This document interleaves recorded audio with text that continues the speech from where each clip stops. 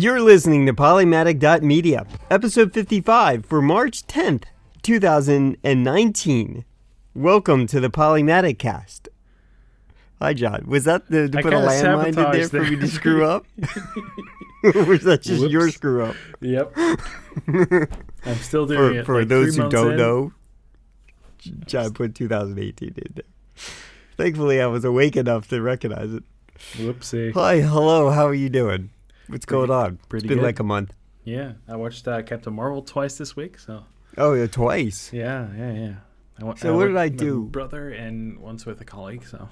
Oh, got ya. Yeah, movie-wise, I haven't really seen anything in a theater in a while. It's just because it's my nature of not being able to do that. Did you watch Do I Battle feel Angel? I did. Yeah. I did see that. Did that happen within the month time, or did that happen last time too? I watched it recently, so. Oh, okay. Yeah. So I saw that. That's the most recent thing I've seen in the theater. But that accounts for 2019's only case where I went to a movie theater this year.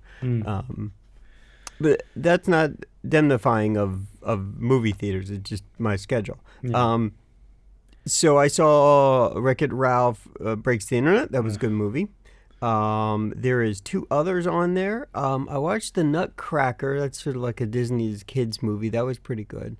And there was a third thing that I bought that for the life of me I cannot remember. I'm not going to be able to get to in like 2 seconds during this conversation piece. But there was like a third movie or something that was pretty good that I hadn't seen yet that I wanted to see. I'm looking forward to, like, whether it's good or bad, buying Aquaman when it comes out. And I want to see a Fantastic Beasts 2 because I hadn't. I hear it's a dumpster fire. I like the original one. I wasn't I like the original one, so I didn't have any real issue with it.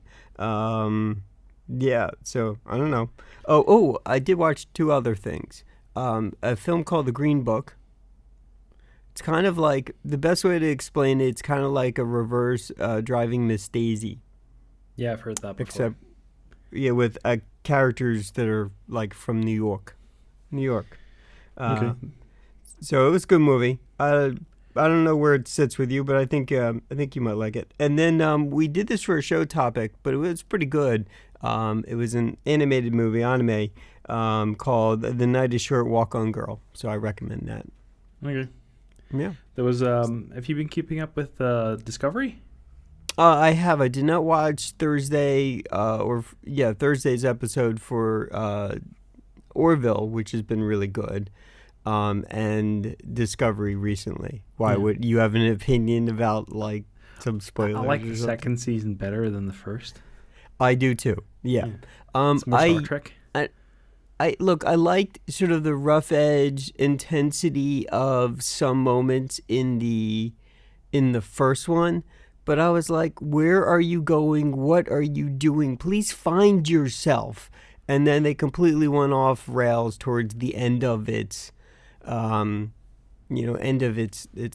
basically the first season, so it could set up some attributes for season 2, which is working out a little bit, but they keep reminding us of the sort of the, what I refer to as jump the shark, though Matt Pyson yelled at me for it. Referring to that way. He doesn't believe it qualifies. But you understand my point, is that it just sort of like pivoted and crocked every which way. And it is like, we're getting to this bullshit so early in the first season. Stop complaining, Alan. You're getting a Star Trek season. I know. However, with that said, aside from, it kind of is absolutely pointless unless there's some grand epic connection that they're intending to connect, not like they're just they're flying by the seat of their pants. I like season 2 too. It's much better, I think. Yeah, and I like the whole fact that, like, they're not blaming Michael all the time for everything, right? She's integrated. Right? Not yet. Okay. She's probably gonna get There's blamed something for something. you know about the latest episode I haven't seen yet. Probably not today. Probably tomorrow. I'll probably see it tomorrow. Have you been catching up with Orville, though? I haven't watched Orville. Oh, really? Yeah. It's not Okay. here. You can't see it here. Oh, Okay, so first season, Yeah, I don't need to know. I've seen some of it right? through somebody, They but they were going more jokey and doing whatever, and they finally get out of it, and they have some good moments. And then season 2, totally different ball of wax, or jar of pickles. So, so it's good. I've been enjoying it. Yeah. okay. Well, Yeah. speaking of a jar of pickles, soon, TM, Soon, yeah. In March? somewhere in March or beginning Yeah. of April, they'll have a vote on the new EUCD, EU Copyright Directive. It has some articles in there that are very controversial, and it might be good for creators to have a look at what's going on there, because it might affect you in the future, and not just people in the European Union, but also in like the rest of the world. Because platforms have a tendency to code for the least common denominator, right? So they tend to see if there's a copyright thing there, then we need to take care of that, and then we might as well just implement this for the rest of the world. So one of the things that is a problem is Article 13 is actually the biggest of the problems. There are some parts of it that are indicating that you need to install an upload filter.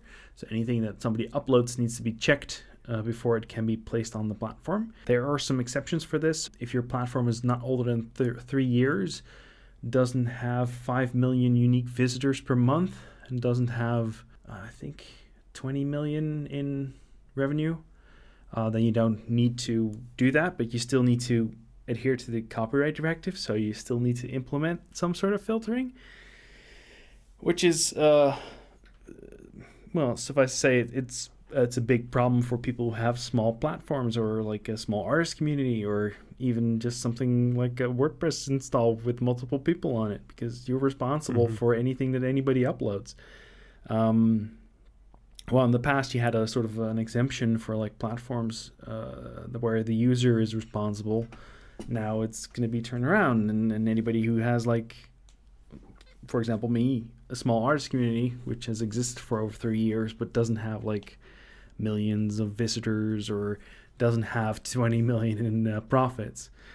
It still has existed for 3 years, and that would mean that I need to implement an upload filter for anything that's uploaded every day. That would probably be me checking every single file that's uploaded, but this is not really doable.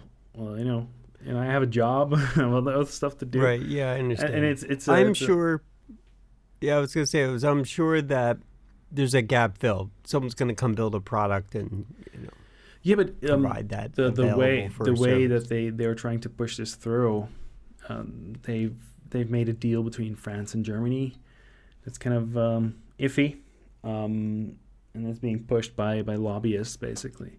So there's giant media companies that want to have this implemented so they can reap the rewards from YouTube, right? Which is fine. It benefits, but you should have a conversation with YouTube. Do not have a conversation with the rest of the EU. Don't blame us, right?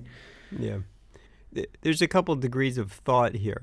First thing, let's put a pin in the fact that people have been uploading, haven't given a crap about copyrights, period, for a very long time. Let's put a pin in that, because that's fundamentally a stem of the problem. But also, what will probably happen, the predictor for me is, okay, let's say this goes through, it's not very effective, it is, as you refer to, as a dumpster fire, becomes a big old problem for the world, and then what ends up happening is nobody, after a little bit of time, nobody violates copyright. And then those companies that want all their cash and all their rights to stuff and all their money isn't a business model for them, because people are like, oh, you mean you're going to hike up gas to be $200 a gallon? Oh, okay, I'll just buy an electric car. They'll do something else. And so, and maybe that forces honesty in the world, but look, we've all, because of the DCMA, we've all been very aware of how sloppy people uploading stuff. They just use whatever music and whatever things they want, and without any draw or concern to whether that's okay for them to share. I don't know. I'm picking something super old like Aha's "Take on Me" in their music video, or the latest whatever insert favorite artist. That does not have a big, huge army of lawyers like your Taylor Swift and your Katy Perry. But the problem with that is that DMCA, if you look at that, at least there is an argument for that, because there's a mediation, there's a discussion between the different rights holders, right? So if you upload something and there's a recourse for something to happen. Over here, you need to filter before it's even uploaded. So let's say you make something really nice, right? So you paint wonderful painting, you upload it, and the filter says, well, no, it looks too much like a Picasso or whatever, right? And somebody has the rights to that thing. There's nothing, you cannot upload it. How do you mediate, right? So there is no defined, it needs to be this upload filter, right? So there's nothing provided, there's no technology provided for this. So applications and platforms are going to build their own, and we know how those work, right? So you've seen YouTube messing things up in a while, and Tumblr had a big problem with that because they're just not able to code. So when it comes down to it, you're going to be stuck with no ability to promote your art, or no ability to upload your podcast because there is a word in there that's copyrighted or whatever. Filters will filter that shit out, and they will get you for it, right? They'll just prevent you from uploading. You will not be able to upload your stuff to your platform. Let me run off on a stem of thinking. Do you think there's some arrogance from the side of leadership, or basically politicians in the EU, thinking that they're going to be able to drive a technology factor from this demand on the internet, their version of the internet, right? Yeah. So the group that's behind this is Axel Voss and his conservative folks. They are they're pushing the narrative that the people who are responding to this and are asking, hey, why are you doing this? How is this even going to work, right? Have comments on it, right? They're calling them bots. It's very the same thing as the fake news type thing that's being pushed right now. It's like, oh no, those people aren't real. They're just bots. Just bots from the big YouTubes and stuff, right? Like there's so many people in the streets, and they tried to push the vote earlier last week, right? To try to get the vote to be done last week, just to prevent the demonstrations. We're gonna protest the 23rd.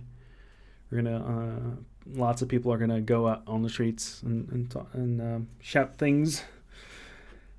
And I think the thing is that they're people that have no idea how technology works, and they're trying to harness a beast that they know nothing about, right? And they're gonna get they get their comeuppance, because they're gonna only shoot themselves in the foot, because next time is gonna be them on the other end saying, oh well, political speech is now banned, right?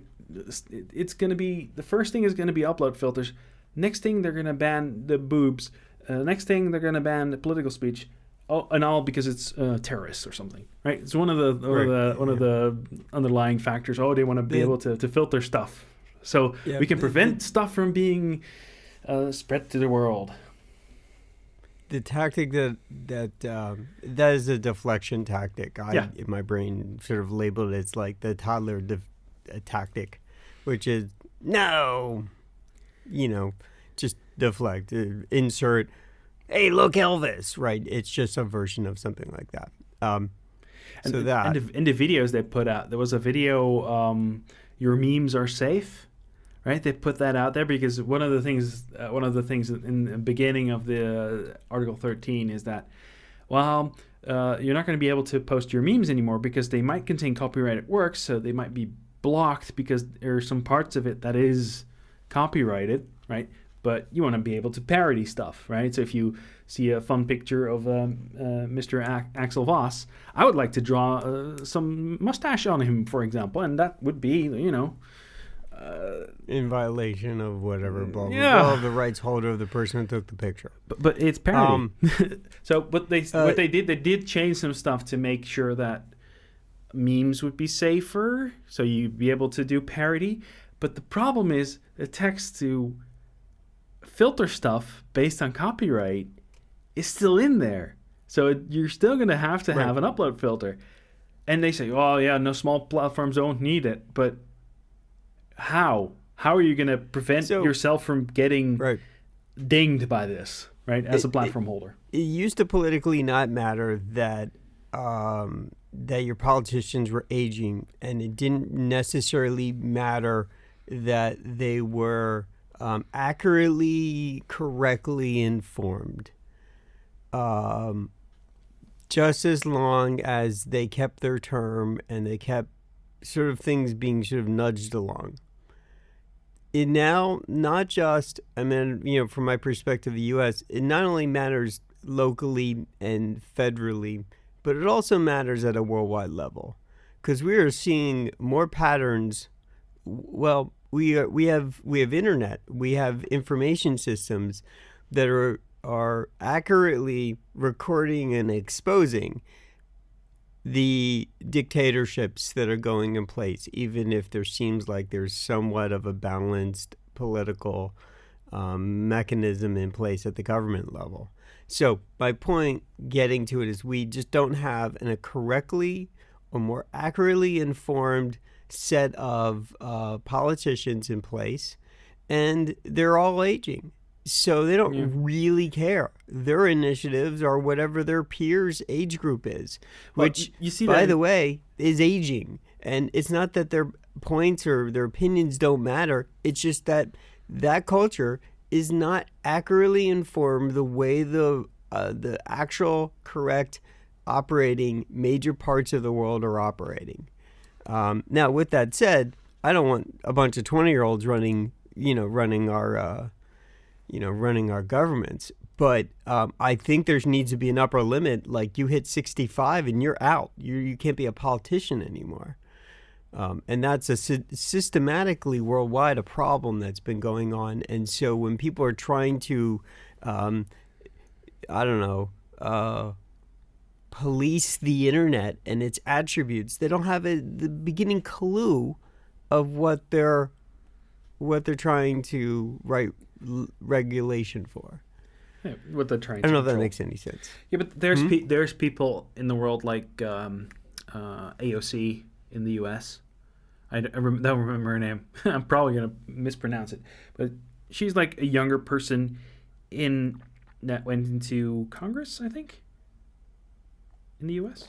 We did, I guess 2018, whatever, 2019, we definitely, there's someone in her 20s that's is a senator now? I believe so. But more younger people are coming in. Right, but because there's they're being still activated. so many people in there that are old, powered by lobbyists, right? And that's the biggest problem with this thing too, because there's so many groups pushing for this, and there's videos that have been made by the lobbying groups, pushed by some parliamentary Twitter account and stuff, and they were not supposed to do that, but they were still pushed by it, right? And then there's people like Julia Reda, who is at Senficon on Twitter. She's like a member of the European Parliament for the Pirate Party in Germany, and she's been really pushing this Article 13 is bad thing, which is great because she's really explained a lot about how the law works, what it will be. What the implications will be if this gets through, and what we can do to say stop it if you want to stop it. She's also been instrumental in getting people hyped up for it to get to, to help stop this thing. You should really check her out, by the way. I don't have a link for her Twitter account, but the website, which has a lot of information about the EUCD and the final text version of it, Polymatic link /PI for that thing. A lot of the information that I have comes from there. There's also a lot of videos from people like Philip DeFranco. He did a lot of Article 13 videos in the last few weeks. Yep. But you cannot just keep talking about Article 13. But and there's another part of this. Article 11. This is for the link tax, which is less damaging for internet people, but more for the platforms, the aggregators. So if you have like a Reddit, for example, and you post a link to another website, now you have to pay for the link. I thought the qualifier on that is like, you get a lot of these things where there's like a little preview and you basically get a little screen scrape of that, a little briefing or a little mini window in the tooltip that shows you what the website's going to look like. Yeah. I think the link tax applies that. Just providing a link doesn't. But providing as long as if you put the title in there, like the link and the title of the page, that would be enough. That would be enough to ding you. I'm like, so why? Because this is only going to hurt publishers, right? So if you search for something and try to find an article about something, and you see just a link, this is one of the search results, but there's no text next to it, right? There's no image next to it. There's not going to be, right? It might have the beginning of the domain, but I'm not going to click that because I don't know what's on the page. I don't know if I want to be able to read that article. It's the psychology thing that you're talking about here. That's why, look, what a lot of news, the reason, when you printed the newspaper, well, they're afraid the headline and the content was right there in your face. And if you were on board with reading a newspaper, which apparently no one is anymore, except an aging demographic that isn't going to be present in the next 50 years. Hopefully sooner.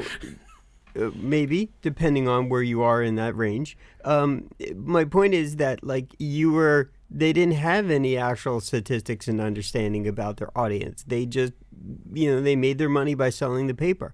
But they don't make as much money when you go to their front page and all they have is a bunch of little article briefs and a headline. So they make the headline salacious so that you click on it. And when you click on it, and then you immediately see there's more than 2 words and very few pictures. And you go, well, I'm out. I'm not going to make a lot of money. I'm not going to sit here and read this thing while a bunch of ads are being thrusted at me. I'm out, right? And so what's their alternative? Oh, well, you pay us a lot of money, several $100s a month, and then we take the ads away. And we make money, and you get to read your articles. And what they're finding out are people that the psychological part of people is that they're impatient.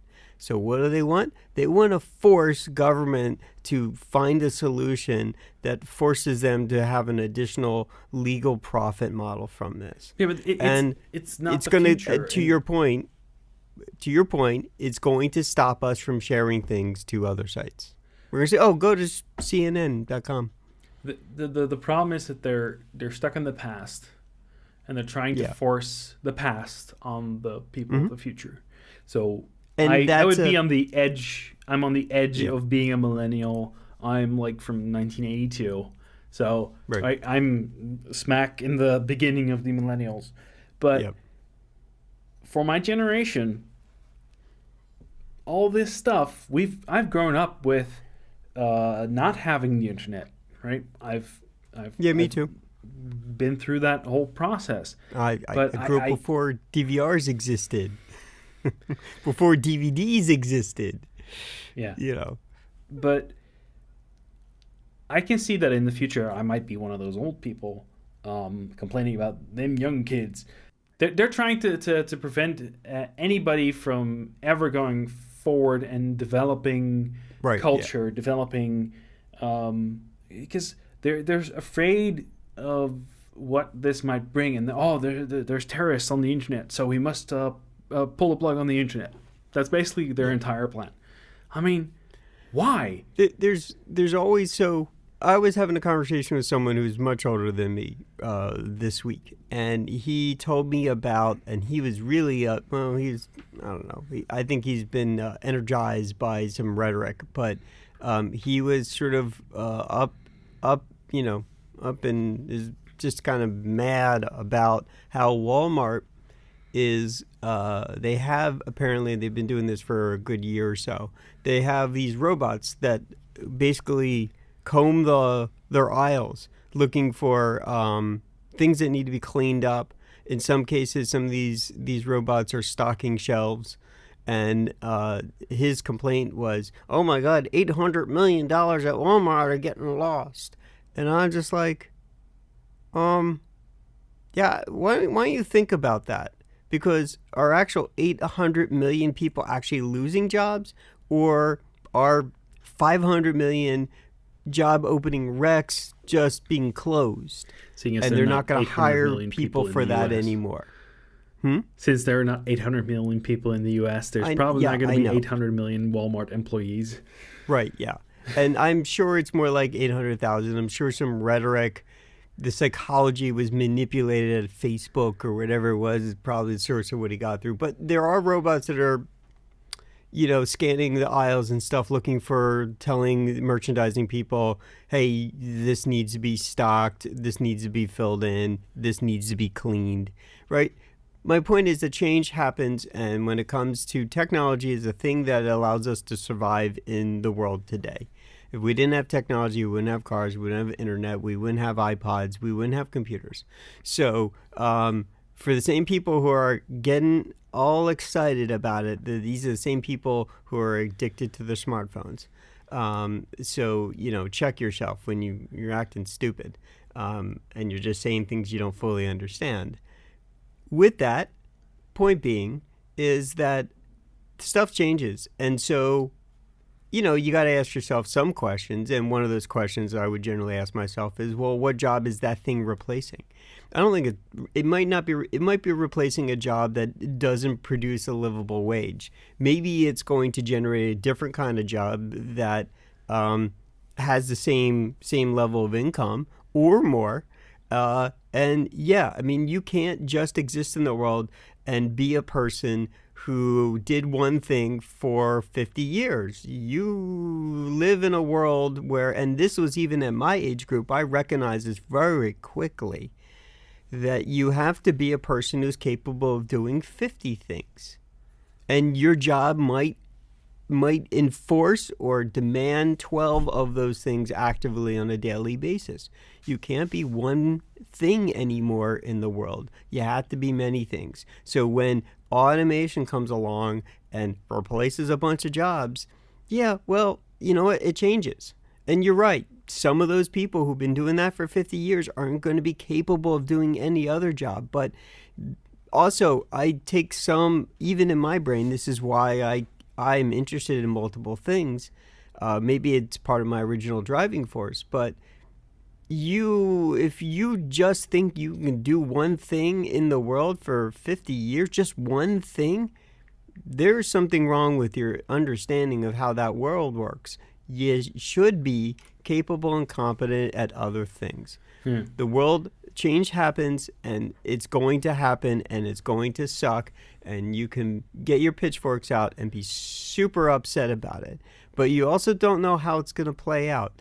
The U.S. has had versions of this they've been trying to, and again, it's not by a young, understanding, informed culture that is helping make these decisions or consultation. They aren't writing the laws. People who don't understand it are writing the laws because somebody is lobbying, or the lobbyists are writing the laws. Right, I mean, right. Come on. Who are writing the laws, who have single-minded, approaches and goals because the big corporations behind them have very single-minded driving goals. And those people are not always being driven by young individuals who understand the scope of the world. They just understand the scope of their business. So this is very integrated, and all the internet is really doing, and all these information systems and all these social media systems are doing is they're accurately manipulating bad narratives, incorrect narratives, and a lot of people fall prey to that. But also, in the same respect, they are exposing accuracy at times. And so that's where it becomes the biggest problem, where it activates and accelerates corporations to get lobbyists out there to pester and to support political campaigns and charities. And you think they're doing good in the world, but ultimately when you get down to it, if you could really see the truth just laid out upon you, it's not nearly as honest as you believe it is. And so you got to pick and choose your battles, right? I've never been a fan of or a true believer in Facebook. Old people book. Right, and I also recognize the psychological tactics that have been in place for a very long time, and having worked in reasonably large corporations, I also see some of the reason why they turn on things, don't tell you, so they can get these good-looking campaign conversions. And it looks like that you have these great conversion funnels, and it looks like to their shareholders, oh yeah, we have great success. But no, what they did is they turn on a feature that they know predominantly most of their user base isn't going to like, but they didn't tell you, they just turned it on. And then they put it in a blog where they absolutely know no one is looking at, saying, oh, we turned on a new feature in small text. And again, that's how they do the legal thing, and they call it a success, when the reality is they turned on the thing by default, opt you in instead of give you a choice, because they have to, some version of legally give you a choice to opt out, and they nested under 9 degrees of how the hell do you find this thing, right? So I get why a lot of these things happen, to the point of the reason I brought up Facebook is I shared it with you. I didn't make a Polymatic link, should have, but there's someone put together like a GitHub or something like that. It's like uninstall Facebook and all of the related companies that Facebook owns. Just because you hate Facebook but you love Instagram, yeah, Facebook owns Instagram. You're giving your data and your pictures away through Instagram. Facebook has access to that. Oh, WhatsApp? Oh, yeah, they got you there too. They got you in a lot of stuff. Oh, you love React? Oh, wonderful. Wait for the day that Facebook releases a new feature in there that none of us look at the source code, and all of a sudden your website is being tracked by Facebook? That doesn't make any sense. Huh. You put too much faith in companies, and they will screw you at some point, and they will do it. They're doing it politically too, which then brings upon the whole point of this topic, which is part of this rant of this tangent, is Article 13 and link tax, and it's because they're not trying to solve anything. They're trying to profit from a psychology that they can't control with people. Well, I think that the YouTubes and the Facebooks and stuff, from what I can tell, is that they're not really pro Article 13, especially not YouTube. Right, because then they will get dinged. They will get dinged, and they have to do a much better job at policing the things that get uploaded to them. And guaranteed somebody's going to they're going to make a really great, amazing vlog supported by Katy Perry, Taylor Swift, and insert the Hudson Taylor brothers, in their video. And it's going to make a million things, and it's going to have advertisement, and everyone's going to make some money out of it. And then then they're going to get hit with a copyright strike. Yeah, but no. Then YouTube is going to get they hit won't. by a YouTube will get hit lawsuit 3 times over. Yeah. Because YouTube is now responsible for that stuff, right? So let me tell you how. In the past they were able to mediate, right? So they were able to be communicate between the person that Right. uploaded and the person that owns the rights. They were able to mediate between these people. They can directly communicate with each other, and that's great. The problem is that the filters that we have seen for now, like the ones on Facebook, the ones on Twitter, the ones on YouTube, they're not great, and they false flag stuff. There's stuff on Tumblr that was really, really bad, and because of this, I do not have faith that Article 13 would be even doable, right? And one of my friends said, well, they're not going to be able to do this because nobody will follow the law. But, you know, when has that stopped anybody in the past? Right, exactly. Yeah. And I've always had a pretty conscious awareness about copyright stuff for, let's say, the podcast. So I try to stay away from it. And every once in a while someone, writes in a neat little segment or something and music, and I tell them, please pull that music out. Or, there's very little gray area for me.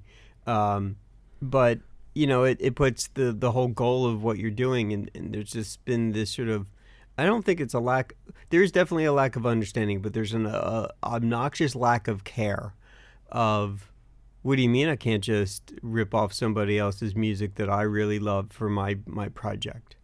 Well, did you get authorization and written and get that approved? Well, no.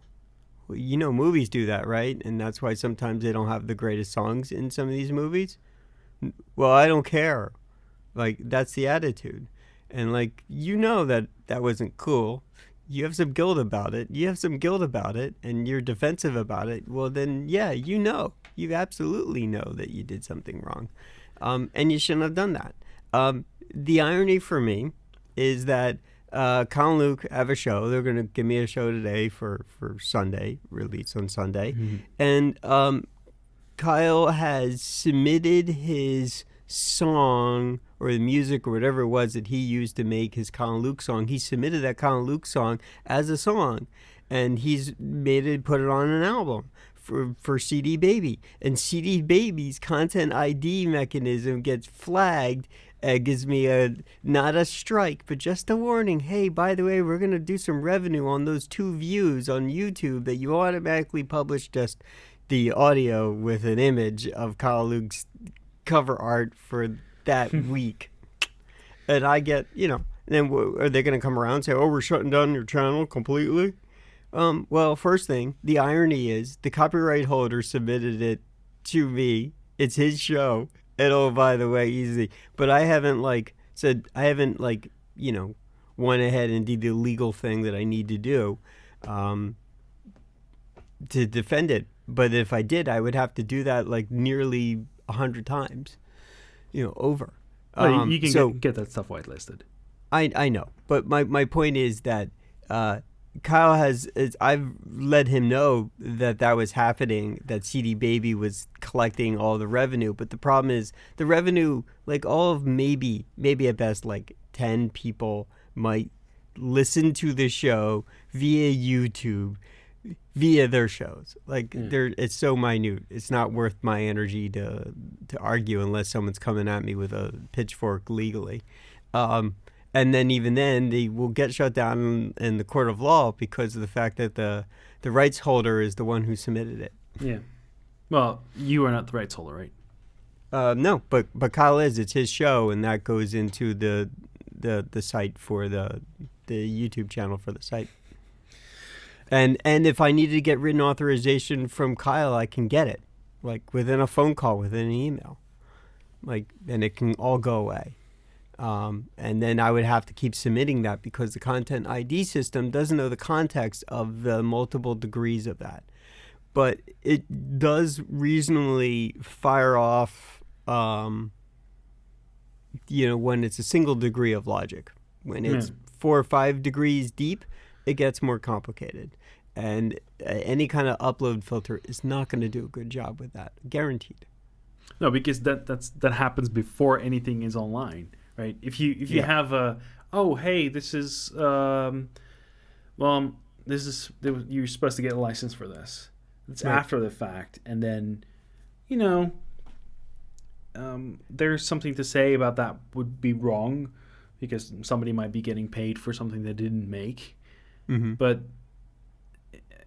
if it's something like a parody, if you post a video, let's say you post a video with a photo of some artist. Hey, so I saw this piece of art and I hate it because this and this and this and this problem is here in this picture, right? You post this, where you annotate stuff on it, right? That is your video, and you get dinged for that. Even you cannot even upload it. You cannot comment on the art piece because somebody copyrighted it. Let's say you have there's a political ad, right? You see a political ad about how the EU CD is going to be great and protecting your memes and stuff, right? You see that video and you try to upload that, and the upload filter prevents you from uploading your commentary on that thing saying, hey, this is wrong, this is wrong, this is wrong, right? You're not even allowed to upload it because there's some part of it is copyrighted, but that's parody and it's protected under the law. Or if you do it under a context of commenting, right, that's under fair use. But the filters are not going to understand that. Yeah. Right? They're not going to be able to figure that out. Every single person that's ever remixed something or took a source of something in their music or their songs or their videos, unless they have a fleet of lawyers behind them to support their right, whatever that might be, they won't be able to put remixes in place. They won't be able to do mashups. The big platforms will be okay. They'll be able to continue doing their thing, right? The Facebooks, the Twitters, the YouTubes. They'll be able to figure out a filter and prevent anything from being uploaded, or just disable uploads from the EU, or even from the US. Not allow you as a US YouTuber to do that. Every YouTuber is going to have to create a different account in every version of country, site, whatever region. But they'll be able to be okay. Stay localized. If let's say you're a smaller company or you're a new startup, right? Mm-hmm. Let's say you're 3 years old. You're still working on your technology, right? You're not even public yet. People are not even be able to upload. If you're 3 years or older, as a company, you're dinged, right? This is gonna basically prevent anybody from starting up a big their own company, their own social media thing. This is gonna break any new company that wants to do something along the lines of content by people.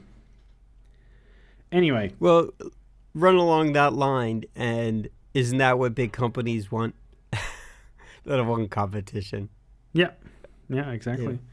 Yeah. But then again, anyway, so the EU CD final text explanation by Julia Reda is on Polymatic.media/PI, a website called Save Your Internet, Polymatic.media/PM, if you want to know how you can be able to prevent this from happening. If you're in the EU, please call your MEP if you want to, help out. There is a Pledge 2019 EU thing. People are trying to get MEPs to pledge that they're against this or not be voted in, because the vote for the EU Parliament is going to be soon-ish. So if the vote for the EU CD is not happening before April 4th, I think, if it doesn't happen before that, it will be switched over to after the next main Parliament vote, and we'll be able to vote in some other people. But if you didn't pledge for that, then you're probably not gonna be able to get in. So Polymatic.link/PN, spam that towards your MEPs. And then the wonderful bad video made by the lobbyists. Your memes are safe. Polymatic.link/PO. It has German subtitles, but it has English speech, so you'll be able to watch that video. You should have put in PU. It stinks. Pew. Okay, so yeah, we're not going to be able to solve this today, but Article 13. No, I don't think so. From what I've read and from what I've seen, and there's a lot of people that are confused about it, right? So there's lots of people that have seen the other pro this thing videos, and there's so much lying happening in that stuff. Yeah. John, have you watched the latest Destin's Smarter Everyday video based on the last mission for his basically job? I've seen some parts of it, yeah. Yeah.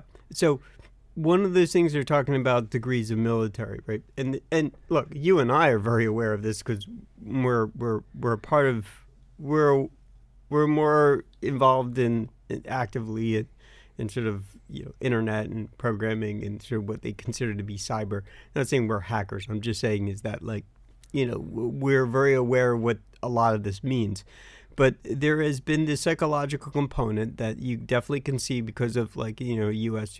2017, well prior actually, through social media platforms like Facebook, this sort of psychological manipulation tactics that are going on. And, this happens even in your commercials. And it certainly is a big systemic problem here in the U.S. with TV stations because there's at least one group that has bought most of the actual TV stations that are pushing sort of political agendas and psychological agendas and stuff like that. Or trying I've seen the mashup of that thing where they did scope. The same, right? The same article, and they all spoke at the same time, the same rhythm. And, yeah. So I mean, this has been going for a long time, and I've been pretty aware of it. I'm not completely dumb. I can't say that I haven't fallen guilty of some of these things at times, but red flags go off my head and go, oh, I see what's going on. Commercials do this too all the time. Our TV shows, same thing. They're just those the Kardashians are not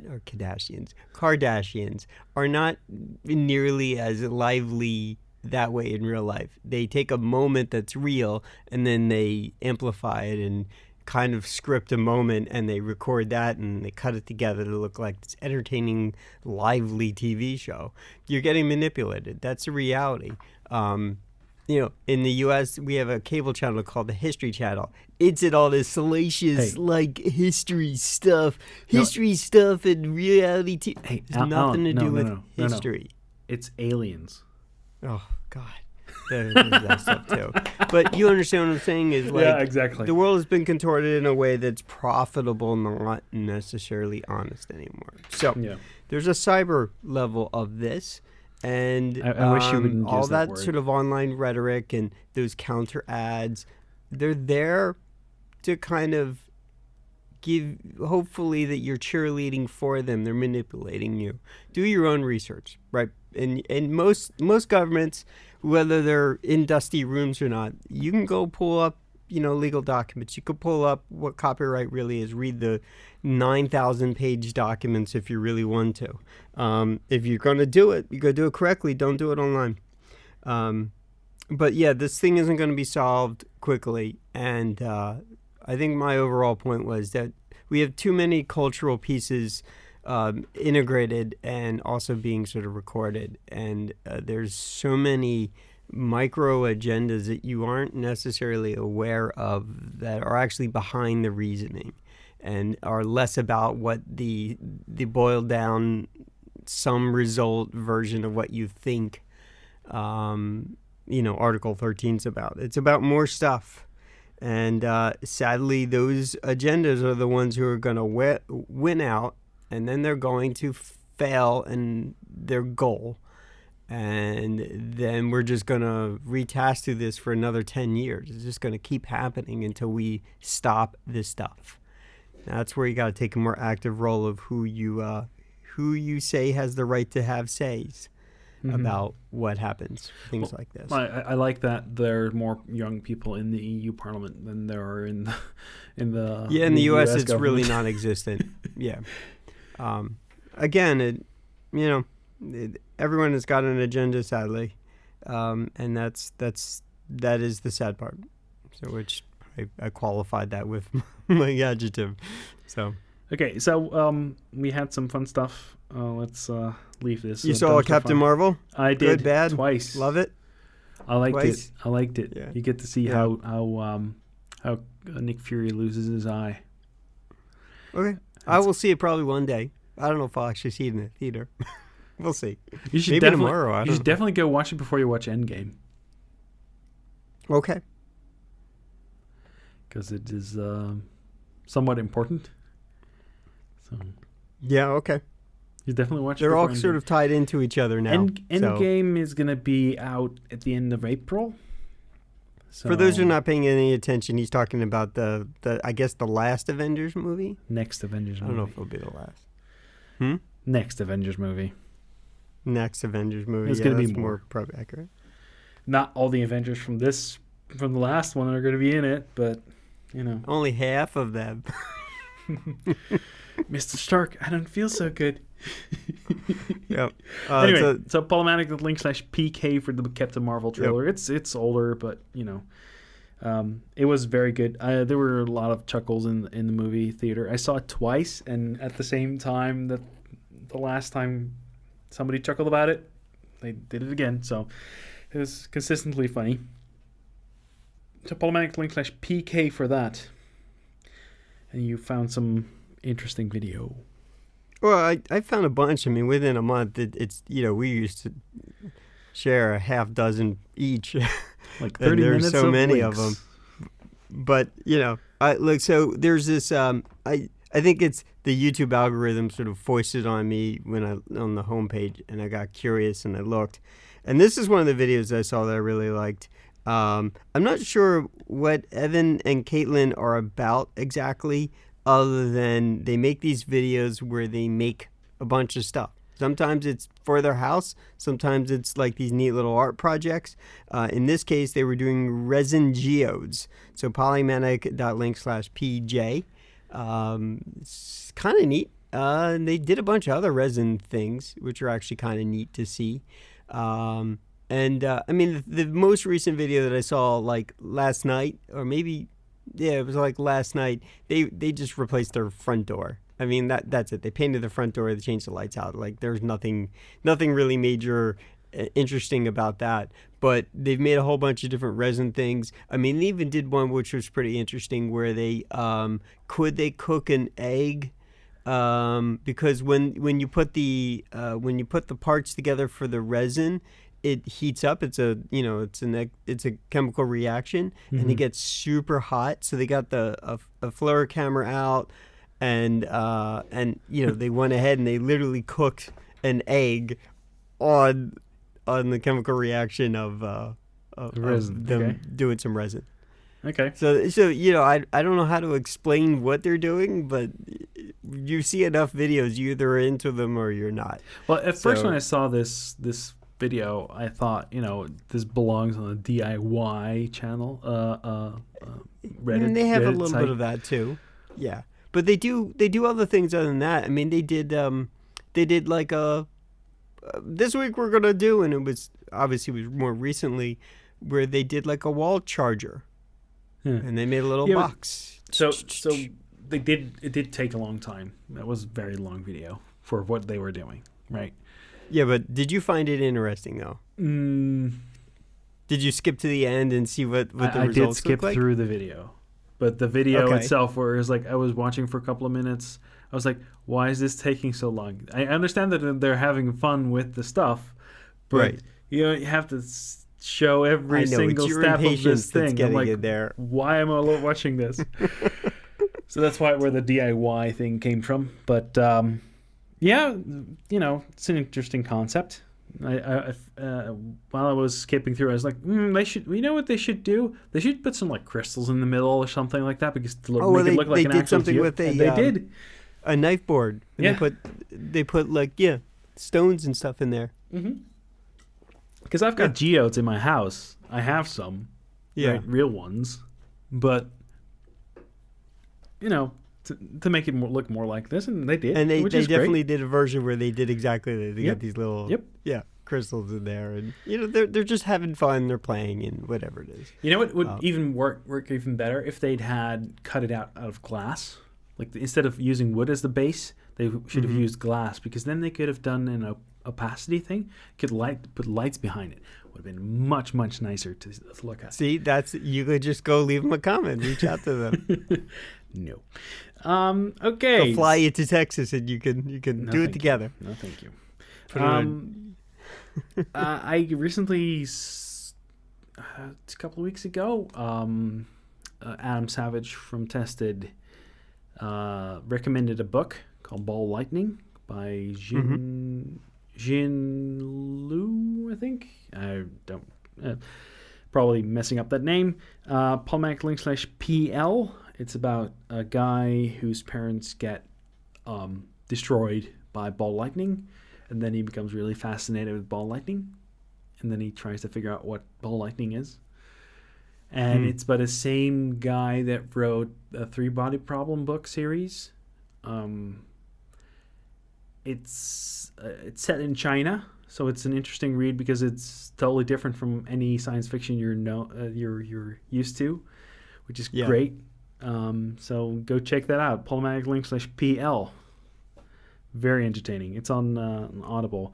This is there are 2 versions of it on Audible. One is with an English accent, like a UK accent, and the one is with the US accent. Yeah. The US accent is better in my opinion because it doesn't right. It doesn't have like there's voices. He does voices, I think, better than the other guy.